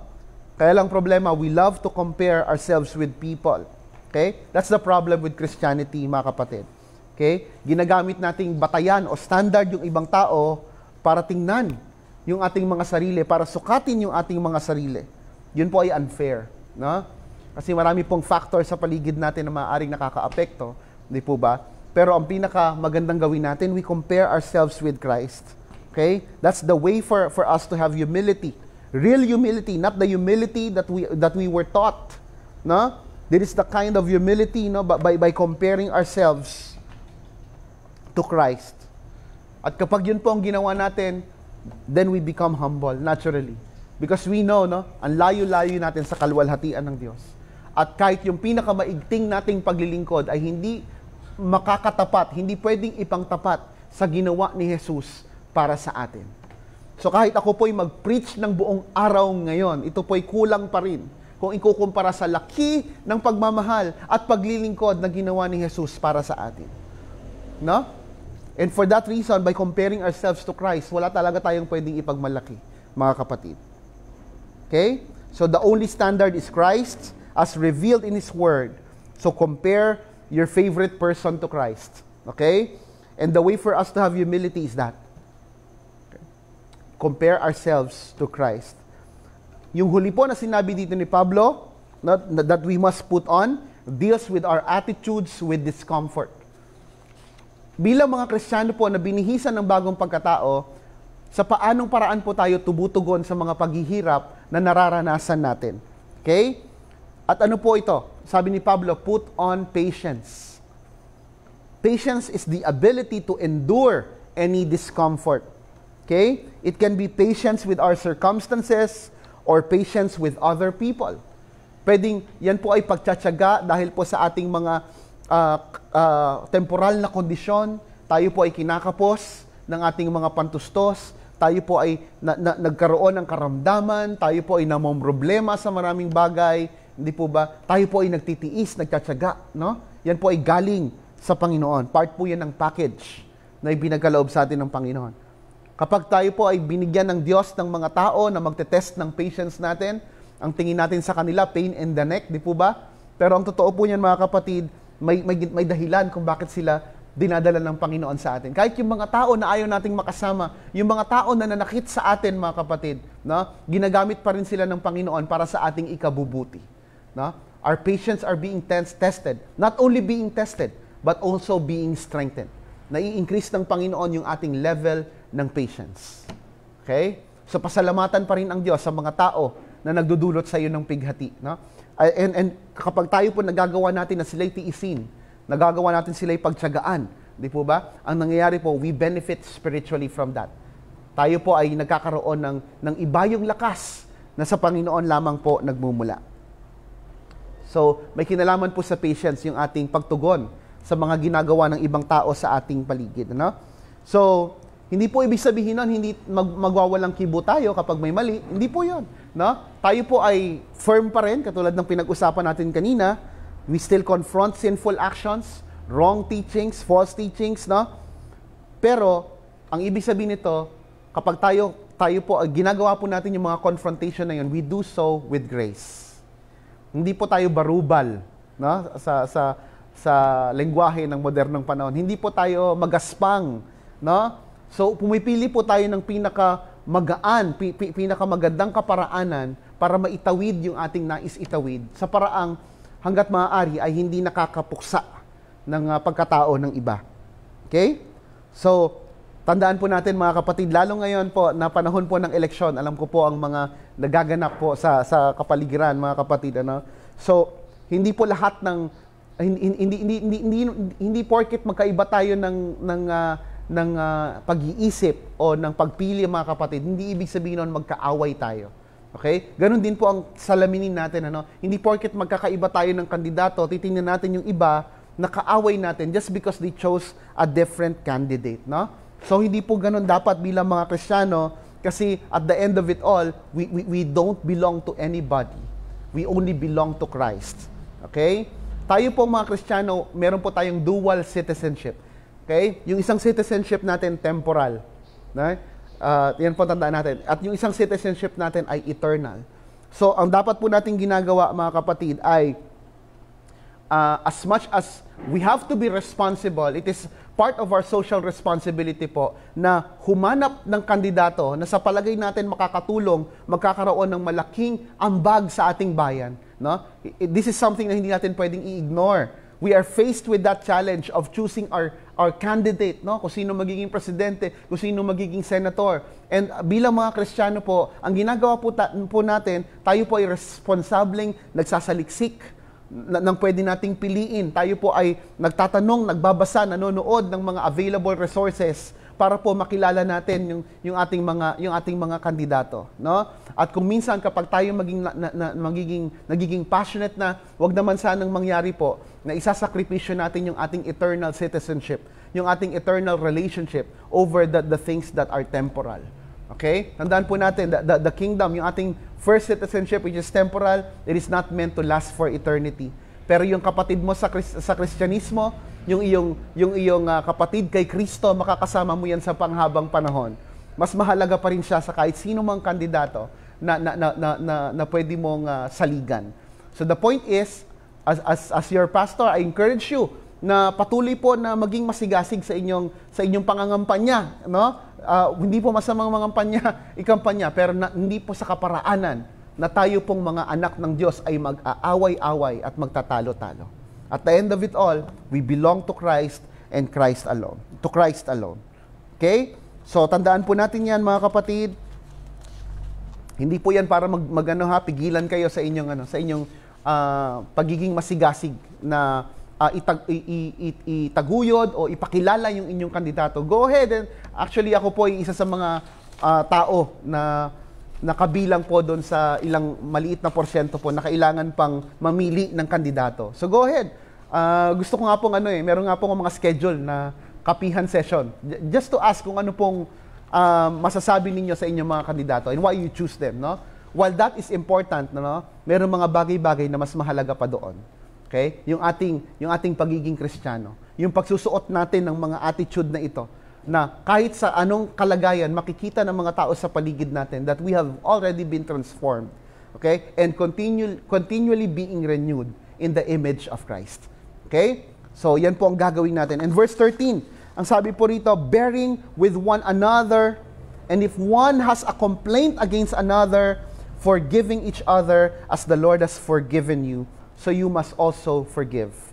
Okay? So, doon po sa 5 virtues o 5 pag-uugali na binanggit ni Pablo, okay?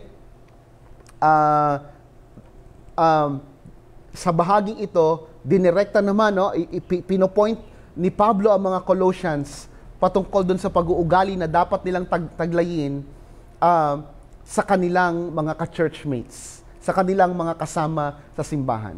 Okay? At ano po yan? The Bible is giving us an idea.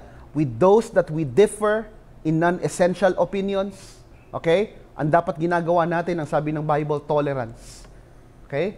Pag sinabing tolerance po, respetuhan tayo, no? Hindi tayo mag-aaway. We can discuss things out, pwede nating pag-usapan, pero hindi sa paraan na tayo ay magkakaroon ng personalan, tayo ay magkakaroon ng gulo, no? So kung meron tayong dapat i-protect, no? Higit natin dapat ipoprotect yung ating relasyon sa isa't isa bilang mga anak ng Diyos. So okay lang 'yon kung para sa iyo ang greatest of all time ay si LeBron, yung ka-churchmate mo si Michael Jordan, yung iba si Kobe Bryant, lahat naman sila magagaling, ano? Pero we have our own opinion on certain matters, no? Kapag ang pinag-uusapan po ay non-essential, ibig sabihin wala namang kinalaman sa ating pagiging Kristiyano, wala namang impact sa ating eternity, then palagay ko we can just agree to disagree and respect each other's opinion. Di po ba? So, suot mo lahat ng kulay ng gusto mong suotin, ano? But never let it define who you really are in Christ. Okay? So, lalong-lalo na kapag tayo ay kabilang sa isang pamilya ng Diyos. Okay? And also, when it comes to complaints or offenses, kapag may mga nakasakit sa atin, from time to time po, tayo po ay hindi nagiging maingat sa ating pananalita, no? may mga pag-uugali po tayo na hindi natin masyadong nababantayan. Kasi naman po, kaya tayo nasa church, kasi hinuhubog pa tayo ng Panginoon. No? Ibig sabihin, lahat po tayo talaga ay nagkikiskisan pa. Meron pong mga kailangang ayusin. No? So, ang ginagawa natin, kapag tayo po ay nasisita, kapag tayo ay nakasakit, we apologize to one another, and we make sure na mas magiging maingat tayo sa mga susunod na pagkakataon. No? Kahit pong inyong lingkod ay sumasablay ng maraming beses. And I thank the Lord for those people who are confronting yung aking mga errors. Okay? So, ganun po tayo, no? Kapag may nakasakit sa atin, patawarin, no? Wala tayong lusot diyan sa bagay na 'yan eh. Kahit gaano kalalim yung sugat na idinulot sa atin ng ibang tao, we are called as Christians to forgive, no? So, pwedeng tanungin ng ilan sa atin, hanggang kailan ako magpapatawad? Hanggang saan? So, ang batayan pa rin po nun ay kung gaano kalaking kapatawaran ang natanggap natin kay Jesus. Okay? Gaano kalaking kasalanan ang ipinako ni Jesus sa kanyang katawan. Okay? Para lang tayo ay mapatawad, para lang tayo ay maligtas. Meron po bang kasalanan si Jesus meron po ba tayong kasalanan na hindi isinama ni Jesus sa kanyang pagtutubos? Kung ang sagot po natin ay lahat ng kasalanan, ang ibig pong sabihin noon, yun din po ang sasagot sa ating tanong, hanggang kailan, hanggang saan. No? So yung extent ng natanggap nating kapatawaran ay nagbibigay sa atin ng kapangyarihan na magpatawad din sa mga taong nakasakit sa atin. Okay? And besides, mga kapatid, maikli lang ang buhay natin sa mundo, hindi natin yun gugugulin sa sama ng loob. Okay? Gugugulin natin ang buhay na ito sa paglilingkod kay Jesus. Pagtatanghal sa kanyang pangalan. Hindi yung araw-araw babangon ka, iniisip mo paanong gaganti. No? Iniisip mo kung paano siyang ipapahiya, kung paanong makakabawi. No? Sayang ang lakas, sayang ang araw, sayang ang panahon. So tayong mga Kristiyano, we focus on the things that matter to Christ. We focus on the things that builds the kingdom of Christ into holiness. Okay? So, yun po ang batayan ng ating kapatawaran na dapat igawad sa isa't isa. Yun po ang batayan ng tolerance na kailangan po nating i-extend sa isa't isa. Verse 14, sabi, above all these, put on love, which binds everything together in perfect harmony. So, ito naman po yung ikatlong beses na binanggit ni Pablo yung word na put on, yung concept na put on. Okay, it was used again in this text. And it points to love as the superior virtue that will hold all these others together. Okay? Ang sabi ni Pablo, suotin nyo yung pag-ibig na yan. Suotin nyo yung pag-ibig na yan. Okay? So, love is not a tool to be used when needed and dropped when not needed. Ang gusto ni Pablo, dapat yan ay maging bahagi ng inyong sistema. Maging bahagi ng inyong pagkatao. Okay? Yan po ay utos. Yung pagmamahal po ay iniutos ng Panginoon sa atin. And at the same time, siya rin po ang nagbibigay sa atin, nagsusupply sa atin ng pagmamahal na pwede nating i-extend sa iba. Napakahalaga po niyan para kay Kristo. Ang sabi niya sa John 13:35, by this, okay, all people will know that you are my disciples if you have love for one another. Sana ganun din po ang makita ng community sa atin. Sana ganun po ang makita ng Cavite City sa atin. No? Kapag tinanong tayo halimbawa, saan ka nag-church? A blessed church. Christian ako. Ay, oo. Kayo yung parang family na talaga kayo dyan, ano? Talagang hindi kayo nag-iiwanan sa area, no? Na kapag merong isang miyembro sa atin na nagkaroon ng known incident or kinakailangan talaga ng tulong, talagang tayo, nasa mode talaga tayo ng pag-alalay, pagsugod, at pagtulong dun sa ating mga kapatid. Kapag nakita yan ng mga nasa paligid sa atin, as the Bible tells us, no, sasabihin nila, naku, walang duda, yung mga yan talaga anak ng Diyos. Yung mga yan talaga ay talagang mga Kristiyano. Talagang ano yan. I want to be part of that family as well. Okay? So there will be times, mga kapatid, na matutukso tayo, no, na hubarin yung kindness, hubarin yung compassion. Okay? May mga times talagang mawawalan tayo ng pasensya sa isa't isa, no? Minsan hindi tayo gentle, no? Talaga namang dumarating sa ganun kasi nga we are in the process, ano? There will be times na ang tingin natin sa ating mga sarili ay mas mahalaga kaysa sa iba, makakalimutan natin yung humility. Pero ang sinasabi dito ni Pablo, okay? By the way, sabi ko, mangyayari yun ha. Hindi pwedeng, hindi yung baka mangyari, may chance ang mangyari. Ang sinasabi ko sa inyo, these things will happen. It will happen na from time to time, we will fail in these virtues. Pero ang sinasabi dito ni Pablo, mga kapatid, okay, at one point, we will drop these virtues, but when we put on love, Paul exhorts the Colossian church, we will still be able to stand together as a church. Hanggat nananatili ang pag-ibig sa atin, wala pong pwedeng makapagpayanig sa iglesyang ito. Okay? Wala pong pwedeng makapagpayanig sa ating kasarinlan bilang bahagi ng pamilya ng Diyos. So, mga kapatid, if we review this passage, ang makikita nyo po, lahat ng mga virtues, mga pag-uugali na binabanggit ni Pablo dito, madidiscover po natin na ito yung mga pag-uugali ni Kristo. Okay? Ito po yung mga pag-uugali na taglay-taglay ni Kristo at ang sinasabi ni Pablo, suotin nyo rin yung suot ni Kristo. No? We must put on these virtues. Ang ibig sabihin po, we must put on the character of Christ, making us more Christ-like. At ibinabalik tayo nito sa verse 10. Ang sabi, putting on the new self. Okay? The new self that is enabled for Christ-likeness. Okay.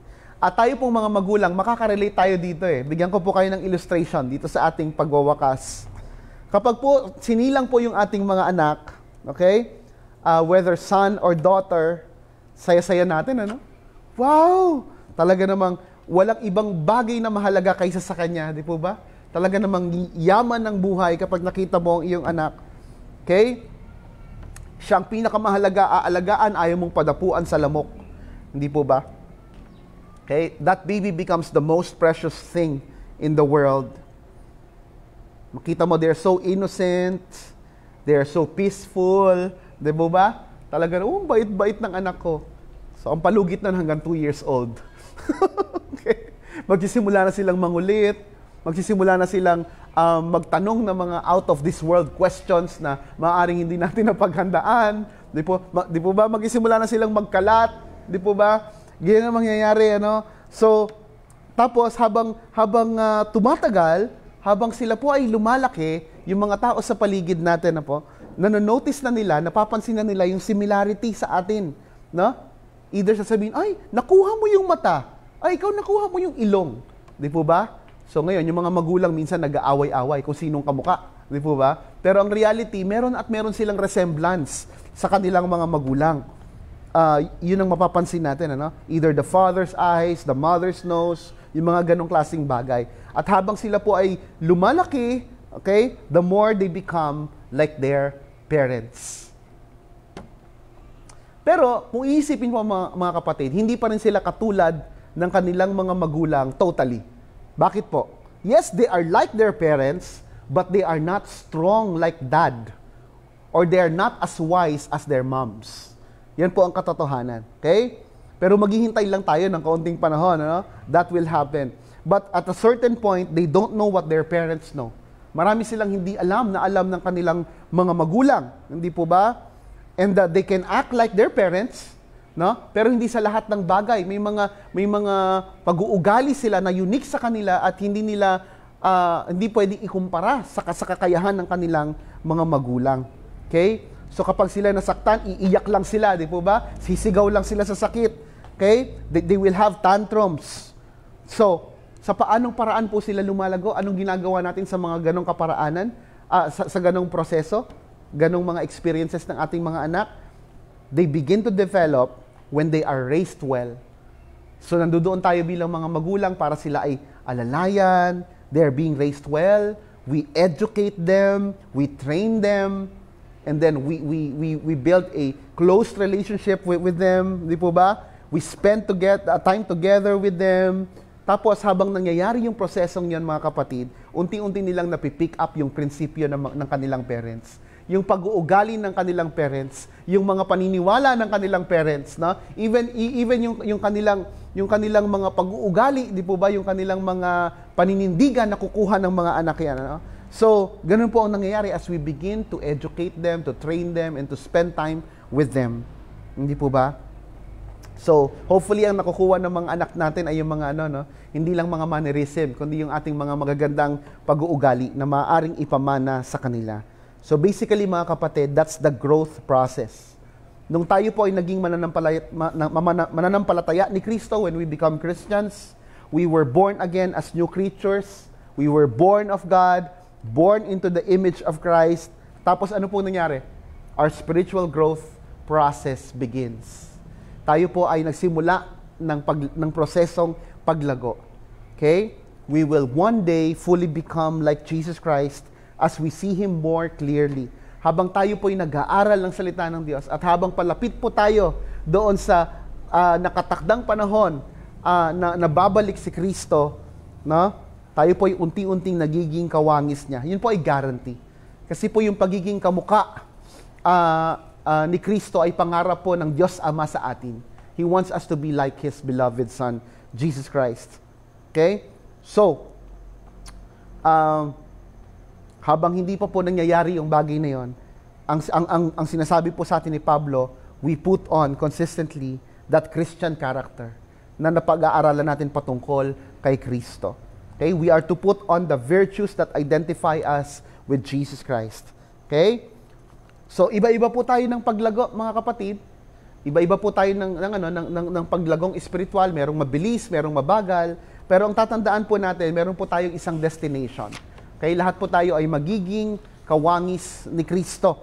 We have the same path, and we have the same standard, one and only standard, and that is Jesus Christ. And so, as we race toward Christ-likeness, remember that we are not racing against one another. Hindi po tayo nagkakarerahan. Hindi po natin kalaban ng isa't isa. Bagkus, no? Instead, we are racing together. With that, let love bind us as we grow forward. As we move sa ating journey, may mga kasama po tayo na dadapa. What do? We stop and pick them up, no? Kung kinakailangang alalayan sila, buhatin sila, gawin natin. But just making sure that all of us will finish the race victoriously by God's grace and for His glory. Ito po ang salita ng Diyos. Tumugon po tayo sa Kanyang salita sa pamamagitan po ng pananalangin.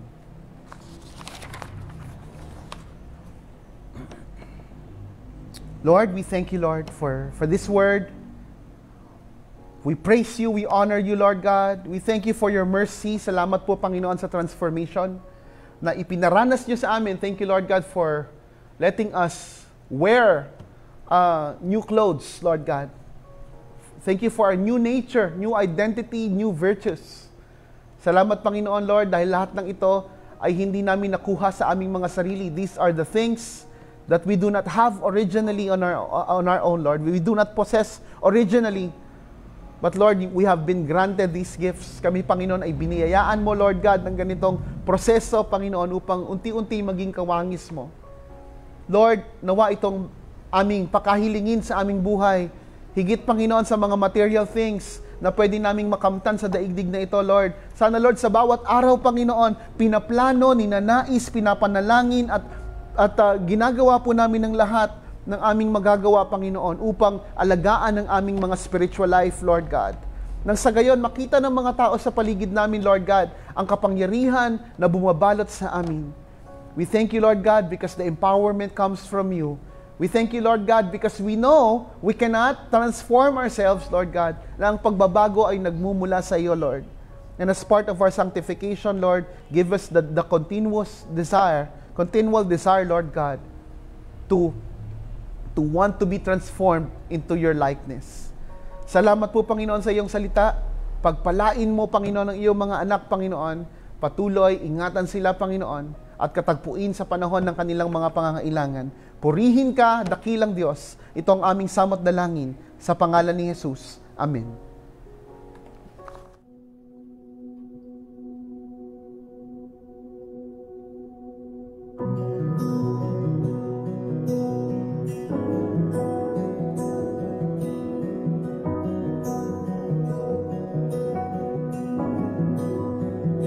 What gift of grace is Jesus my Redeemer? There is no more for heaven now to give. He is my joy, my righteousness and freedom, my steadfast love, my deep and boundless peace. To this I hold, my hope is only Jesus. For my life is fully bound to His. Oh, how strange and divine, I can see all is mine, yet not I, but through Christ in me.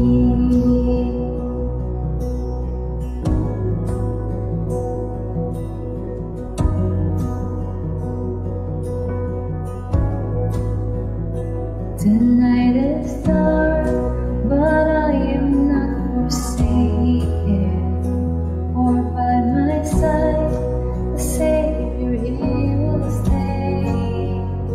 I labor on in weakness and rejoicing, for in my need His power is displayed. To this I hold, my shepherd will defend me. Through the deepest valley He will lead. Oh, the night has been long, and I shall overcome, yet not I, but through Christ in me.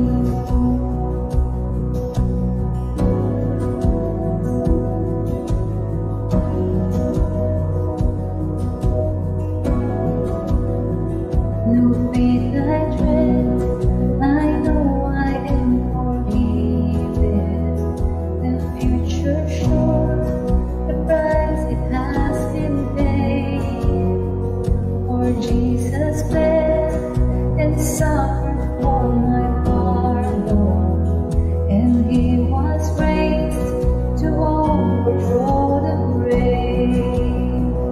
To this I hold, my sin has been defeated. Jesus now and ever is my need. All the chains are released, I can sing, I am free, yet not I, but through Christ in me.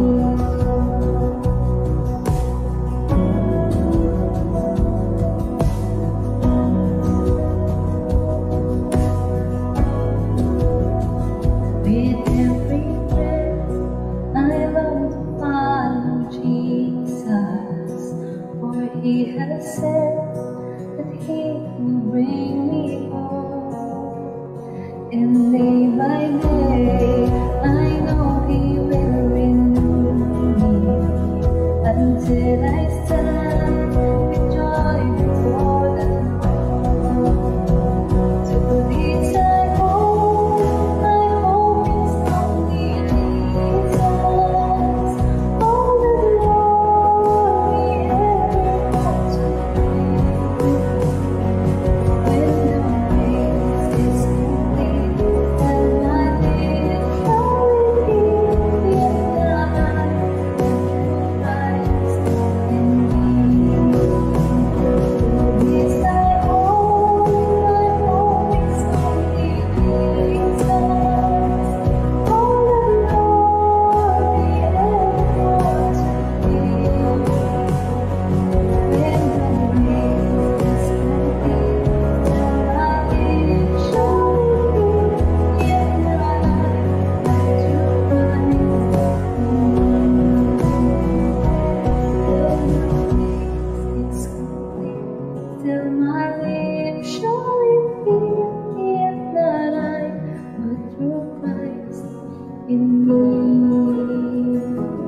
Yet not I, but through Christ in me. Yet not I, but through Christ in me.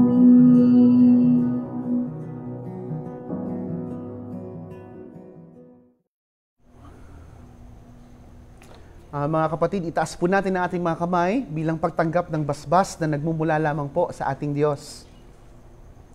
Sa Kanya na makapag-iingat sa inyo upang hindi kayo magkasala at makapaghaharap sa inyo ng walang kapintasan at may malaking kagalakan sa Kanyang kaluwalhatian. sa iisang Diyos na ating tagapagligtas, sa pamamagitan ni Hesukristo na Panginoon natin, sa Kanya ang kalwalhatian, kadakilaan, kapamahalaan, at kapangyarihan mula pa noong una, ngayon at magpakailanman. Amen. Purihin po ang Panginoon. At manatili lamang po tayo mga kapatid sa ilan pong mahahalagang announcements. God bless po, Blessed Church.